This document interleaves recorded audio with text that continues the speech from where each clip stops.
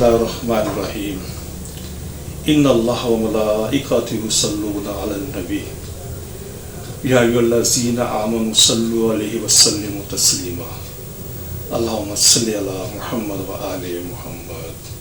मोहतरम नाज़रीन, मैं हूँ आपका मेज़बान Hakeem Dilshad Hussain Tabassum, member American infertility association USA। मोहतरम नाज़रीन, हस्ब साबिक आज भी हमारे पास ढेरों मुफीद मालूमात मौजूद हैं जो बेऔलाद मरीज़ों के लिए यकीनन एक उम्मीद का पैगाम होंगे।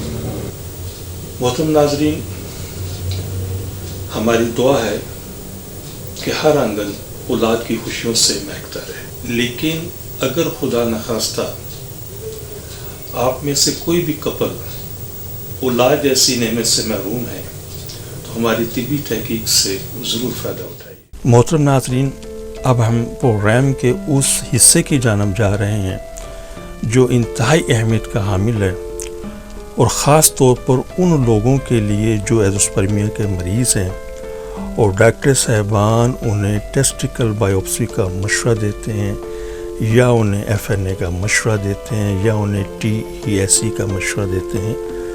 तो इंशाअल्लाह इन सब चीज़ों को हम ज़ेर बहस लाएंगे और कोशिश करेंगे कि ये मुकम्मल तौर पे इसकी पिक्चर मैं आपके सामने रख सकूं और इन चीज़ों को समझने के बाद आप ये आसानी से ये फ़ाइनल कर सकते हैं कि क्या हमें ये टेस्ट करवाने की ज़रूरत है या नहीं है।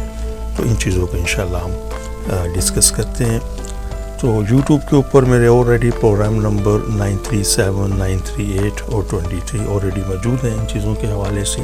तो वहाँ पर मैंने इसको डिटेल में डिस्कस किया, तो इस वहाँ से भी आप रहनुमाई ले सकते हैं।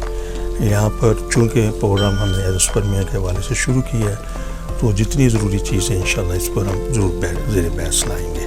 अब चलते हैं अपने प्रोग्राम के उस हिस्से की जानब जिसको हम कहते हैं कि वो लोग जिन हज़रात को डॉक्टर हज़रात बायोप्सी एडवाइस करते हैं, इसको हम टेस्टिकल बायोप्सी। तो पहले तो ये समझें कि टेस्टिकल बायोप्सी है क्या। देखिए, इसके अंदर है क्या और इसके मकासद क्या हैं और इसके नुकसानात क्या हैं, इन तीनों को हम स्टेप बाय स्टेप डिस्कस करेंगे। कि जिस वक्त डॉक्टर हज़रात पेशेंट को ये एडवाइस करते हैं कि आपने अपना टेस्टिकल बायोप्सी करवानी है, तो ये बेसिकली कोई इतना आसान काम नहीं है। बाकायदा इसमें एनेस्थीसिया दिया जाता है, यानी कि पेशेंट को बेहोश किया जाता है। बेहोश करने के बाद टेस्टिस से खुशियों से एक टिश्यू निकाला जाता है और टिश्यू निकाले जाने के बाद उसको माइक्रोस्कोप की जाती है और माइक्रोस्कोप के अंदर देखा जाता है कि स्पर्म है या नहीं है, ये स्पर्म से नेचुरल कोई स्टेज है या नहीं है। अगर उन्हें वहाँ पर नज़र आ जाए कुछ स्पर्म तो फिर वो आपको मशवरा देते हैं कि जब आप IVF या टेस्ट टू बेबी की तरफ चले जाएं, टेस्ट टू बेबी की तरफ चले जाएं, या अगर उन्हें कुछ वहाँ पर नज़र नहीं आता तो फिर वो कहते हैं गो टू होम, आप घर तशरीफ़ ले जाएं, इसका इलाज नहीं है। ऐसा नहीं है। पहली बात, जैसे मैंने पहले भी अपने प्रोग्राम के पिछले हिस्सों में भी डिस्कस की है कि टेस्टिकल बायोप्सी की ज़रूरत नहीं है। उससे पहले हम टेस्टिकल का अल्ट्रासाउंड करवा कर ये मालूम कर सकते हैं कि स्पर्म क्यों पैदा नहीं हो रहे। मिसाल के तौर पर मैं थोड़ा सा मुवाजना करवाना चाहता हूँ कि अल्ट्रासाउंड जो टेस्टिस का वो हमें क्या रहनुमाई देता है और टेस्टिकल बायोप्सी ये हमें क्या रहनुमाई देता है। तो इन दोनों को जिस वक्त आप अंडरस्टैंड कर लेंगे तो समझने में आसानी हो जाएगी। तो टेस्टिकल बायोप्सी को हम शुरू करते हैं कि देखिए, टेस्टिकल बायोप्सी हम करवाते हैं तरीका मैं बता चुका हूँ। तो फ़र्ज़ कर लें उन्हें अगर स्पर्म नहीं नजर आते तो ये चीज़ तो फाइनल हो गई, स्पर्म नहीं है। लेकिन टेस्टिकल बायोप्सी कभी इस चीज़ को डिफाइन नहीं कर सकती कि स्पर्म पैदा ना होने के पीछे वजह क्या है। लेकिन इसके अगेंस्ट जो टेस्टिस का अल्ट्रासाउंड है ये हमें बता देगा कि स्पर्म पैदा ना होने के पीछे क्या वजूहत हैं, इसका ताल्लुक किस किस्म से है। अक्सर मरीज़ हमें इस चीज़ की तरफ लाते हैं जी कि साहब हमने इतने अरसे से इलाज करवा रहे हैं, हमारा कोई इलाज नहीं हुआ, कोई हमें मनी गाड़ी करने की मेडिसिन दे देता है। तो इस सिमर पर भी मेरे प्रोग्राम ऑलरेडी YouTube पर मौजूद हैं, चूँकि जिक्र हुआ है तो थोड़ी सी तफसील बताता चलूँ। देखें, मनी पतली होने से स्पर्म कम नहीं होते, मनी गाढ़ी होने से स्पर्म ज़्यादा नहीं होते। ये खामखा की ये बात नहीं, मेडिकल से इनसे कोई ताल्लुक़ नहीं है। हाँ, मनी गाढ़ी होनी चाहिए, इसमें कोई दो राय नहीं, क्योंकि इसका ताल्लुक़ आपके सिर्फ सेक्स ड्यूरेशन से, उसकी टाइमिंग से, बाकी इसका कोई मकसद नहीं है। اور یہ بھی ہمیں سننے میں آتا ہے جی بہت سارے اطباء حضرات یا ڈاکٹر صاحبان ایسے پیشنٹس کو سیکس انہینس کرنے سیکس کی میڈیسن دیتے ہیں یا ملٹی وائٹامنس کی میڈیسن دینا شروع کر دیتے ہیں. یہ کوئی بھی ایکسرسائز مناسب نہیں ہے، اس لیے کہ سپرم کے پیدا ہونے کے حوالے سے، اس کے زیادہ ہونے کے حوالے سے سیکس کا تو تعلق ہی کوئی نہیں ہے. یہ دو الگ الگ چیزیں ہیں.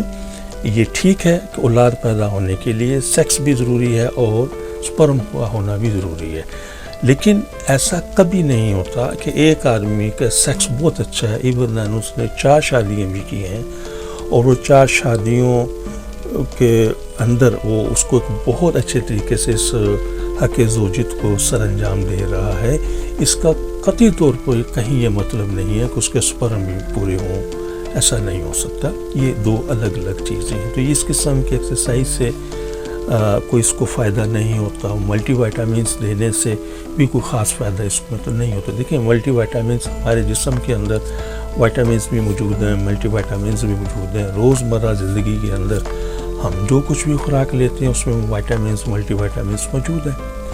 تو دیکھیں اگر آپ کے ڈاکٹر صاحب پراپر طریقے سے آپ کا بلڈ انالیسس کرتے ہیں جس کے اندر ہم وائٹامنس کے حوالے سے ملٹی وائٹامنس کے حوالے سے ٹیسٹ کرتے ہیں کہ جی فاسفیٹ کتنی ہے، آئرن کتنی ہے، وائٹامن بی کتنا ہے، فردر تو اس ٹیسٹوں کے بعد اگر ڈیسائیڈ ہوتا ہے کہ آپ کے یہاں فلاں وائٹامنس کم ہیں یا وہ فلاں منرلس کم ہیں، تو پھر اگر وہ آپ کو کوئی تشخیص کے بعد اگر وائٹامنس دیتے ہیں تو کوئی حرج نہیں ہے.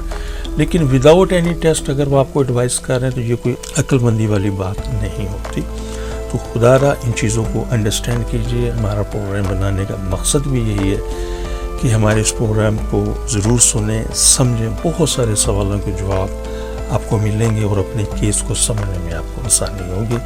تو میری پھر وہی گزارش ہے، چونکہ موضوع ہمارا ٹیسٹیکل بایوپسی ہے، تو یہ کسی نہ کسی حوالے سے دیکھیں کوئی بھی آپریشن ہے یہ کبھی بھی رسک فری نہیں ہوتا، اور کوشش کریں ان چیزوں سے اجتناب کریں، آسان طریقے سے اس کی تشخیص کریں. اور وہ آسان طریقہ میں بار بار عرض کر چکا ہوں کہ سمپل ایک ٹیسٹ اس کا الٹرا ساؤنڈ کروائیے تو اس پر میری قسم کا تعین ہو جائے گا اور انشاءاللہ آپ کو اپنے علاج کرنے میں اس کو سمجھنے میں آسانی ہوگی. محترم ناظرین، ہماری دعا ہے کہ ہر آنگن اولاد کی خوشیوں سے مہکتا رہے.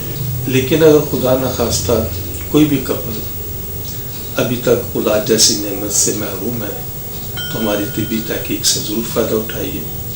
اور وہ خواتین و حضرات جنہیں ڈاکٹر حضرات نے IVF، IUI، ICSI یا دیگر کسی بھی حوالے سے ٹیسٹ بیبی کا مشورہ دیا ہے، تو ہماری ان سے بڑی مؤدبانہ گزارش ہے کہ ان تمام چیزوں سے، ان تمام سلسلوں سے پہلے ایک مرتبہ ہم سے ضرور کنسلٹ کریں. انشاءاللہ ان چیزوں کی ضرورت باقی نہیں رہے گی. اپنی دعا میں یاد رکھیے گا. بہت شکریہ. السلام علیکم ورحمۃ اللہ وبرکاتہ. پاکستان زندہ باد. صرف ایک بار کی ملاقات سے آپ کی مایوسی خوشیوں میں بدل جائے گی. آپ حکیم صاحب سے لاہور، راولپنڈی، سیالکوٹ، فیصل آباد، سرگودا، ملتان، حیدرآباد، کراچی میں وقت لے کر ملاقات کر سکتے ہیں. آپ بھی ہماری طبی تحقیق سے فائدہ اٹھائیں. بچے کی مسکان کا نزدیکی سے احساس. آپ حکیم صاحب سے روزانہ ان کے لاہور مطب میں وقت لے کر ملاقات کر سکتے ہیں. ایڈریس: اسلامی فرٹیلیٹی سینٹر، نزد مینار پاکستان، احمد علی روڈ، لاہور.